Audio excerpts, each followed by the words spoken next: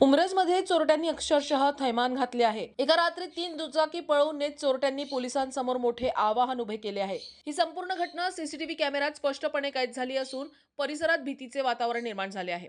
ही घटना शुक्रवारी पहाटे सुमारे 3 वाजण्याच्या सुमारास घडली। कराड तालुक्यातील उमरज येथील चोरे रोड परिसरात काही अज्ञात चोरटे फिरत होते।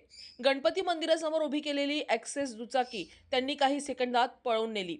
याच वेळी चोरट्यांनी 2 वेगवेगळ्या ठिकाणाहून आणखी 2 दुचाकी, एक एक्सेस आणि एक ॲक्टिवा याही अगदी त्याच पद्धतीने पळवून नेल्या। सीसीटीव्ही फुटेजमध्ये चोरटे चेहऱ्यावर मास्क बांधून सहजपणे परिसरात हालचाल करताना दिसत आहे।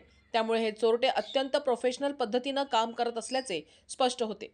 एकाच रात्री 3 वाहनांची चोरी, चोरट्यांनी घेतलेली जागोजागची रेकी पाहता स्थानिक पोलिसांच्या दक्षतेवर मोठे प्रश्नचिन्ह निर्माण झाले आहे।